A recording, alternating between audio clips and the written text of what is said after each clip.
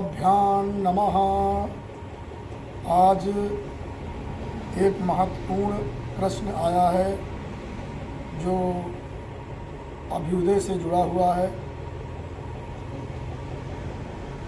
आचार्य चंद्रशेखर तिवारी ने प्रश्न किया है कि कहा है कि गुरुजी इस समय जो ये व्रत है इसे कहते हैं जीवत पुत्रिका व्रत।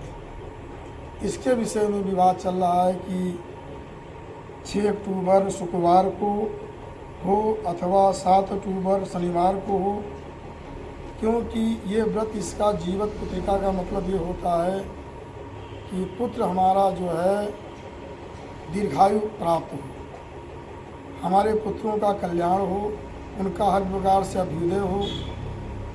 इस प्रकार से स्त्रियां इस व्रत को रहती हैं पुत्र की अभ्युन्नति के लिए।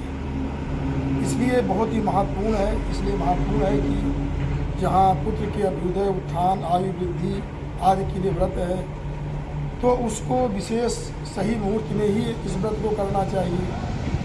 इसलिए उन्होंने पूछा है किस दिन माना जाए। तो मैं बताना चाहता हूँ कि 6 अक्टूबर शुक्रवार है, उस दिन ही इस व्रत को करना चाहिए, क्योंकि उस दिन सप्तमी 9:25 तक है, उसके बाद अष्टमी लग जाएगी।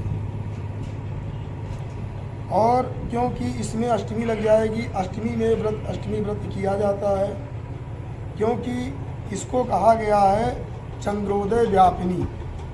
चंद्र उदय के समय जो अगर तिथि रहती है अष्टमी तो वही तिथि मानी जाती है। तो चंद्रोदय के समय अष्टमी है, तो चंद्रोदय हो रहा है 11:08 पर हो रहा है, इसलिए उसको मानना चाहिए, क्योंकि चंद्रोदय व्यापिनी ग्राह्या कहा गया है। और ये भी कहा गया है कि विशेषेण परित्याज्या नवमी दूषिता। यदि अष्टमी नवमी से दूषित है, अष्टमी बाद नवमी लग रही है, तो पूर्वा व पर विद्धा व ग्राह्या चंद्रोदय सदा। चाहे पूर्वा हो चाहे पर विद्धा हो, लेकिन चंद्रोदय के समय होना चाहिए। चंद्रोदय सदा ग्राह्या, चंद्रोदय ही मानना चाहिए। चंद्रोदय के समय अगर अष्टमी दूसरे दिन होती, मान लिया 7 अक्टूबर को शनिवार को होती, तो दूसरे दिन व्रत माना जाता। लेकिन चंद्रोदय जो है वो 6 अक्टूबर शुक्रवार को ही है, इसलिए ये व्रत जो है 6 अक्टूबर शुक्रवार को ही माना जाएगा। और दूसरी बात ये भी है, पूर्व पर विद्या नहीं, चंद्रोदय के समय होनी चाहिए, अर्धरात्रि अगर पार कर रही हो, क्योंकि इसमें ये पुत्र के लिए व्रत किया जा रहा है। इसमें निर्णय सिंधु में जो कई ग्रंथों का संग्रह किया गया उसमें बताया गया है पुत्रहा नवमी विद्धा। अगर वो नवमी से विद्ध अष्टमी है तो पुत्र की हानि करती। पुत्रम हंति पुत्रहा। कौन चाहेगा, कौन स्त्री चाहेगी पुत्र का हनन हो। इसलिए कदापि जो है दूसरे दिन नहीं करना चाहिए, इसी दिन करना चाहिए।